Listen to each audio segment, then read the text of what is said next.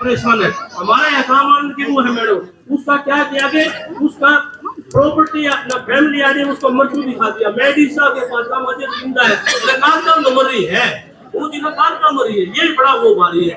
और कितना मैडम हमारा मतलब पूरा हाल किया इस सरकार ने, और इतना कोई कर नहीं सकता किसी प्रकार की। सबसे मोटी परेशानी मैडम कि सरकार को हमारी परेशानी है, बहुत ज्यादा परेशानी है। दूसरी बात है कि हमारा ये रविदास जो मंदिर है, रविदास धर्मशाला है, इसका हमारा कोई कागज वगैरह नहीं मैडम। हमारे शहर के ना 1882 के कवाले हमारे पास यहाँ, तो हमारे पिछली सरकार में जो है वो हमारे 150 2011-12 में हमारे 150 मकान बने थे, बीपीएल के कार्डों से बने थे। इस बार सरकार ने एक भी मकान नहीं बनाया। क्यों? सरकार क्या चाहती है? वैसे सरकार करती है भी तुम्हारे कोई प्रॉपर्टी लाओ, कोई रजिस्ट्री लाओ, इसका लाओ, जवाबंदी हो, कोई हमारे पास नहीं था।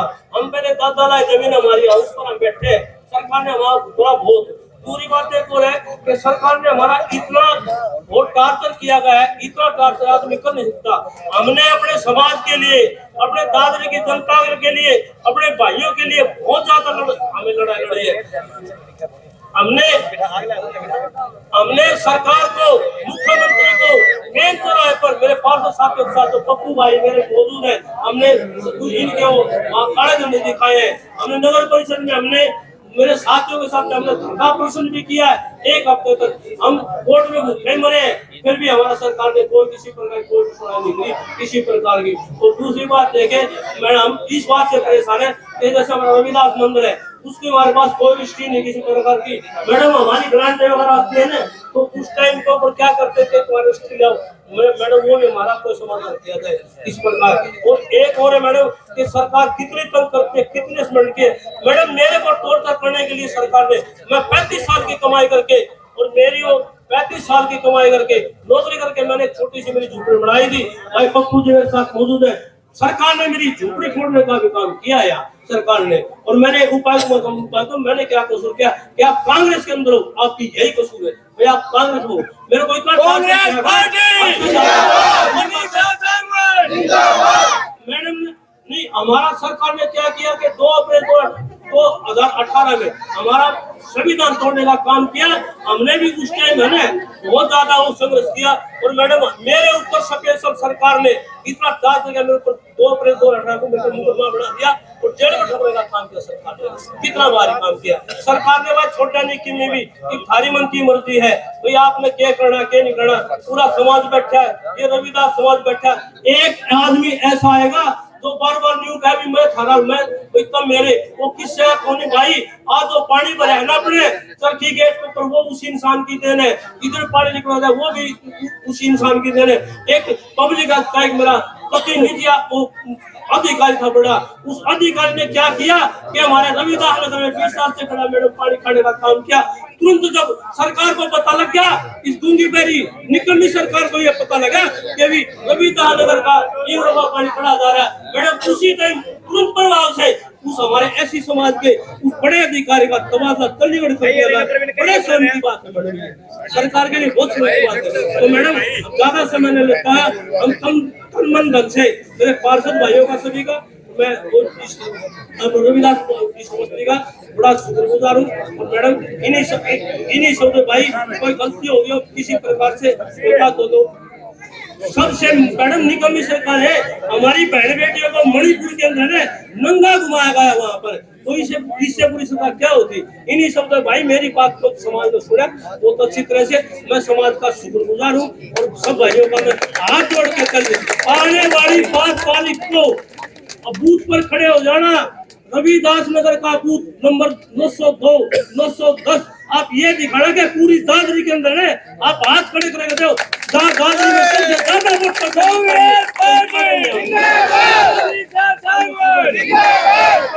किसी प्रकार के भी एक भी वोट नहीं रह जाए। कि मैं तो कहता हूँ कि हमारे समाज के साथ इतना अन्याय किया बीजेपी सरकार ने। हमारा तो यहाँ बूथ बीजेपी का होना ही नहीं चाहिए था, और हमारे जो कुछ भाई है वो हमारे दालत और लोग के अंदर है बीजेपी के अंदर फंसे अपने निजी स्वार्थ के। मैं कहूँ भाई उनको भी छोड़ करके बीजेपी को अपनी मुख्य धारा में आ जाओ और भाईचारा में काम करो। भाई मैं एक नारा लगाऊंगा कि वह क्रांतिकारी दूत भारत सपूत, वह पत्थर था वह पानी भी, वह परमवीर पुरुष सुधीर मानी था बलिदानी भी संसार नमन करता है जिसको। ऐसा कर्मठ नेता था अपना बाबा साहब, सबका बाबा साहब, भारत का सच्चा नेता था।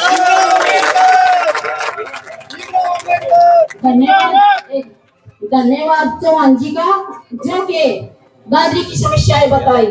बहुत ही आदर और सम्मान के योग्य डॉक्टर मनीषा सांगवान जी सम्मानित मंच, और यहाँ मेरे रविदास बस्ती के माता पिता और मेरी माता शक्ति नौजवान भाइयों, मैं आप सभी को यही बताना चाहती हूँ कि आप सभी ने पता है कि कांग्रेस पार्टी जो है वो 80 वर्ग की है, और कोई भी पार्टी ऐसी नहीं है जो कि हमारे दलित वर्ग को मान सम्मान नहीं दे रही। और मैं ये भी बता देना चाहती हूँ कि 80 वर्ग, मैडम मैं ये बता देना चाहती हूँ कि ये हमारा जो चमार समाज है ये सदा कांग्रेस के पक्ष में रहा है, एक भी वोट कांग्रेस से बाहर नहीं गई है। ये जो है बाबा साहब के अनुयायी है, संविधान को मानने वाले हैं और संविधान के नियम पर चलते हैं। तो मैं ज्यादा न कहती हूँ क्योंकि समय का अभाव है, इसलिए मैं मेरी माता शक्ति से एक बात और बता देना चाहती हूँ। कांग्रेस का राज आते ही हर महीना के खाते में 2000 जो के लक्ष्मी योजना जो वो आपके खाते में 2000 हर महीने रुपए डालेगी, और कांग्रेस का राज आते ही सीएम बनेगा, 100 गज के प्लाट मिलेंगे, और उनके ऊपर मकान बनाने के लिए 3 लाख रुपए मिलेंगे। और जो हमारे अम्बेडकर, ठीक है, टाइम का अभाव है इसलिए मैं हमारे भाई जो रविदास सभा है वो राजू है, ये राजू एक मिनट समझ लेंगे।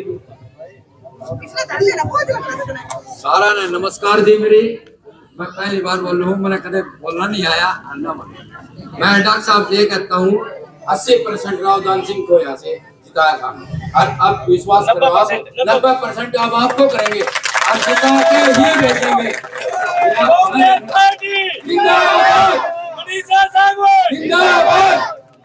धन्यवाद जी। डॉक्टर मनीषा सांगवान जिंदाबाद, डॉक्टर मनीषा सांगवान जिंदाबाद, कांग्रेस पार्टी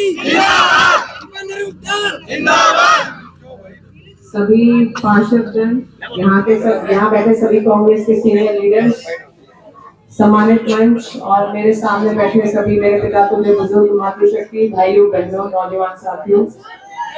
अभी इस वार्ड के पार्षद सतबीर जी ने बताया आपको कैसे उनके साथ पक्षपात हुआ। सतबीर चौहान जी ने भी आपको बताया कि कैसे उनके साथ पक्षपात हुआ और किस प्रकार से उनके घर को भी तोड़ने की साजिश की गई, सिर्फ इसलिए क्योंकि वो कांग्रेस के साथ थी। देखो कैसी तानाशाही सरकार है ये। मैं तो कहती हूँ कि सभी बच्चों को बाबा साहेब भीमराव अम्बेडकर की जीवनी पढ़नी चाहिए। कितना उन्होंने संघर्ष किया, पढ़ना लिखना नहीं छोड़ा। कई बार तो उनको स्कूल में पानी भी नहीं पीने दिया जाता था, वो भूखे प्यासे रहते थे। कई बार टीचर उनको अपनी कक्षा में नहीं बाहर बिठाते थे, कहते थे जो सुनना है वो बाहर से बैठ के सुनो। छुआछूत के वो शिकार हुए, और फिर भी पढ़ना लिखना उन्होंने, सरस्वती माँ सरस्वती की आराधना करना उन्होंने नहीं छोड़ा। और यही कारण है एक दिन उनको भारत का संविधान लिखने का मौका मिला। भारत में उस समय उनसे भी कहीं बड़े राजनेता थे, पर उन्हीं को भारत का संविधान लिखने का मौका इसलिए मिला क्योंकि वो सबसे ज्यादा पढ़े लिखे इंसान थे। एक आदमी को एक पीएचडी की डिग्री लेने में ही सालों साल लग जाते हैं, उनके पास तो कई पीएचडी की डिग्री थी, और वो भी सारी टॉप की यूनिवर्सिटीज, जो विश्व की जो टॉप की यूनिवर्सिटी है वहां से, कोलंबिया यूनिवर्सिटी वहां से। और उन्होंने बहुत संघर्ष किया, और तब उन्होंने सोच समझ के हमारे संविधान में आरक्षण दिया। पर शुरू से ही आरएसएस बीजेपी इस आरक्षण के खिलाफ थी। शुरू से ही वो नहीं चाहती थी कि सरकारी नौकरियों में आरक्षण मिले, वो नहीं चाहती थी कि हमारी यूनिवर्सिटियों में आरक्षण मिले। और वो हर वक्त ये षड्यंत्र रचती रही, सोचती रही कैसे इस आरक्षण को खत्म कर दिया जाए। पर उन्हें सफलता नहीं मिली क्योंकि संविधान को बदलना बहुत मुश्किल है। संविधान को बदलना, तो फिर उन्होंने एक चाल चली और हरियाणा में जब उनकी सरकार बनी तो वो कौशल रोजगार योजना लेकर आई। अब आप जानते हैं हरियाणा में क्या हो रहा है, पक्की सरकारी नौकरी देना उन्होंने बंद कर दिया, क्योंकि पक्की सरकारी नौकरी देंगे तो आरक्षण के साथ देनी पड़ेगी। अब कौशल रोजगार में बिना आरक्षण के कच्ची ठेके की वो नौकरियां देते हैं। तो बुजुर्गों, एक तरफ वो हमारे बच्चों को सरकारी नौकरी नहीं दे रहे, एक तरफ जो ठेके की नौकरी है उसमें भी आरक्षण को बंद कर दिया। और कौशल रोजगार में भी अपने हरियाणा के बच्चे का बाहर के बच्चों को ज्यादा मौका मिलता है। ऊपर से एक के बाद एक पहले तो सरकारी स्कूलों में जो वजीफा मिला करता, स्कूल यूनिफॉर्म मिली करती, वो बंद कर दी। उसके बाद जानबूझ के सरकारी स्कूलों की फीस बढ़ा दी ताकि बच्चे छोड़ के चले जाएं। और जब बच्चे कम हो गए तो सरकारी स्कूल बंद कर दिए। क्या आप जानते हैं पहले 15,000 सरकारी स्कूल थे हरियाणा में, आज के दिन सिर्फ 9,000 बचे हैं। 6,000 सरकारी स्कूल बंद कर दिए। तो ना ही ये हमारे बच्चों को शिक्षा देना चाहते हैं, ना ही ये हमारे बच्चों को रोजगार देना चाहते हैं। क्या भविष्य रह गया हमारे बच्चों का? हिंदू मुसलमान जात पात करके ये हमारी वोट ले जाते हैं। 5-5 किलो का राशन बांट के इन्होंने हमारे बच्चों से रोजगार और शिक्षा सब छीन ली। अरे 5 किलो का राशन देने की बजाय आप हमारे बच्चों को बढ़िया सरकारी स्कूल बना के दीजिए ताकि हमारे बच्चे अच्छी शिक्षा प्राप्त कर सके, और उनको पक्की सरकारी नौकरी दो ताकि वो राशन लेने वाले नहीं, राशन बांटने वाले बने। बुजुर्गों, नौजवान साथियों, 10 साल में इन्होंने विकास नहीं विनाश किया है, और अगर 5 साल और इनकी सरकार आ गई तो यहाँ खड़े कई नौजवानों की तो उम्र भी निकल जाएगी सरकारी नौकरी लेने की। तो बुजुर्गों, नौजवान साथियों, इस बार चूकना नहीं है, इस बार चूकना नहीं है। हाथ के निशान पे बटन दबाना है। कांग्रेस की सरकार जब आएगी, हमारे जो 60 साल से ऊपर के बुजुर्ग हैं उनको 6-6 हजार रुपए बुढ़ापा पेंशन, 6,000 रुपए। तो अगर चाचा चाची दोनों 60 साल के ऊपर के हैं तो 12,000 तो यही हो गए। और इसके बाद जिन भी परिवारों में 18 साल से ऊपर की लड़की है और वो अभी नौकरी नहीं कर रही, तो 2,000 रुपए हर महीने उसको भी दिए गए। अभी मैं किसी परिवार में गई, वहां 2 लड़कियां थी, उनके पिताजी गुजर गए, तो मैं उस गुजर खाई में गई थी। वहां पे उसके परिवार वाले बोले, मैडम कुछ करो इन लड़कियों का, अब तो बाप का साया भी इनके सर पे से उठ गया, कमाने वाला कोई नहीं। मैंने कहा चिंता ना करो, 15 दिन में कांग्रेस की सरकार आने वाली है, और आते ही सारे 18 साल से ऊपर की लड़कियों को, एक लड़की 19 की थी, 21-22 की थी, 18 साल से ऊपर सभी लड़कियों को 2-2 हजार रुपए मिलेंगे। तो 2 लड़कियां थी, मतलब 4,000 रुपए सरकार उनके परिवारों को देने जा रही है अगर वो कांग्रेस की सरकार है।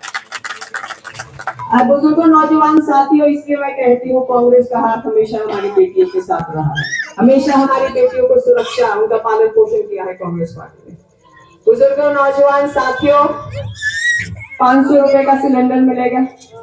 आज बेशक 850 रुपए का हो, पर चुनाव खत्म होते ही मैं गारंटी देती हूँ दोबारा 1200 रुपए का कर देंगे। और जिन जिन के सर पर छत नहीं है, 100 गज के उनको प्लॉट मिलेंगे, और उसके साथ 3 लाख रुपए भी दिए जाएंगे ताकि आप अपने सपनों का घर बना सकें। और आयुष्मान कार्ड से बड़ा कोई स्कैम नहीं। आपने देखा होगा, जरूरत पड़ने पर आयुष्मान कार्ड काम ही नहीं करता। ये एक फर्जी कार्ड है, सिर्फ नाम का कार्ड है। जैसे और इनकी फर्जी घोषणाएं हुआ करती ना कि 15 लाख खाते में डालेंगे, 2 करोड़ रोजगार देंगे, उसी की तरह ये फर्जी आयुष्मान कार्ड है। और कांग्रेस पार्टी 25 लाख तक का इलाज मुफ्त करने वाली है, 25 लाख रुपए तक का इलाज अस्पतालों में। और एक और तोहफा देगी कांग्रेस पार्टी, क्योंकि कांग्रेस पार्टी एक ऐसी पार्टी है जो सभी वर्गों के बारे में सोचती है, 36 बिरादरी के बारे में सोचती है, हमारे युवाओं के बारे में सोचती है। हमारे युवाओं में आपको एक बात बता दूं, 2 लाख सरकारी नौकरियां खाली पड़ी हैं। हमारे सरकारी स्कूलों में मैथ्स टीचर, साइंस टीचर नहीं, हमारे कॉलेजों में लेक्चरर नहीं, हमारे सरकारी अस्पतालों में डॉक्टर नहीं, कंपाउंडर नहीं। तो ये सभी पोस्टें भरने वाली है कांग्रेस पार्टी, और ये पक्की सरकारी नौकरी होगी, पक्की सरकारी नौकरी। और आप जानते हैं भारतीय जनता पार्टी ने तो पेंशन बंद कर दी है, तो जो 2004 के बाद सरकारी नौकरी लगी है उनको पेंशन नहीं। तो कांग्रेस पार्टी ने वादा किया है सभी को ओपीएस यानी पुरानी पेंशन दी जाएगी, सभी लोगों को। इसलिए मैं कहती हूँ जिस दिन कांग्रेस की सरकार आज 300 यूनिट बिजली की मुफ्त, 300 यूनिट बिजली की, इतनी बिजली मुफ्त मिलेगी कि आप इस्तेमाल भी नहीं कर पाओगे, बिल कभी आया ही नहीं करेगा। 300 यूनिट बिजली की मुफ्त, और आपकी बहन, आपकी बेटी आपसे वादा करती है हर रोज आपके नलके में पानी आया करेगा, वो भी साफ पानी, टैंकर मंगवाने की कोई जरूरत नहीं पड़ेगी। तो बुजुर्गों, नौजवान साथियों, इस बार कांग्रेस के हाथ पर आप बटन दबाएं। मनीषा सांगवान आपके उम्मीदवार का नाम है, आपकी बहन, आपकी बेटी। मैं आपके सुख दुख में पिछले कई सालों से हमेशा खड़ी रही। इस बार आप एक मौका अपनी बहन, अपनी बेटी को दो, मैं आपको निराश नहीं करूंगी। हम में से बहुत से लोग फैमिली आईडी से परेशान है, परिवार पहचान पत्र से भी परेशान है। तो कांग्रेस पार्टी ने वादा किया है परिवार पहचान पत्र, प्रॉपर्टी आईडी, ये पोर्टल की सरकार से हमें मुक्ति दिलवाएगी। अगर 8 अक्टूबर को कांग्रेस की सरकार बनती है तो 9 अक्टूबर से फैमिली आईडी, प्रॉपर्टी आईडी, परिवार पहचान पत्र, ये सब रद्द कर दिए जाएंगे।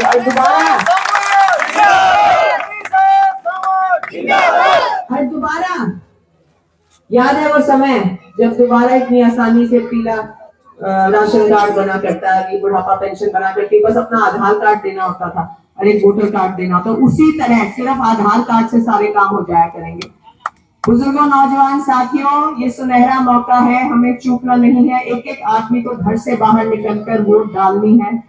ये पूरी साजिश करेंगे कि कांग्रेस पार्टी जीत ना पाए। और एक बात का ध्यान रखना, आज भारतीय जनता पार्टी इस हालत में नहीं है कि कांग्रेस से मुकाबला कर पाए, क्योंकि आज पूरे हरियाणा में तगड़ी लहर है कांग्रेस पार्टी की।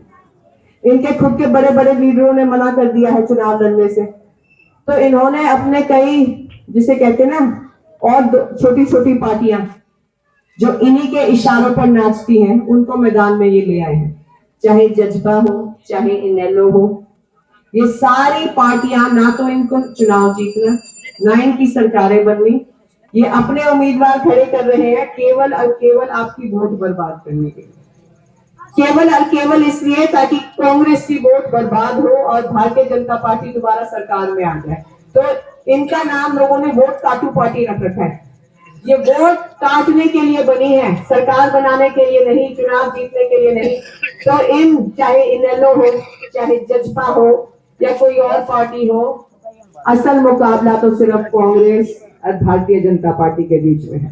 आपकी वोट बहुत कीमती है, आपके बच्चों का भविष्य, आपका भविष्य आपकी वोट पर निर्भर है। तो इस बार अपनी वोट बर्बाद मत करना और कांग्रेस को मौका देना। बहुत बहुत धन्यवाद। देखो भाइयों, ये तीसरा बटन है कांग्रेस का, तीसरे बटन पे, पहला बटन मत दबाइयो, तीसरा बटन, देखो तीसरा बटन।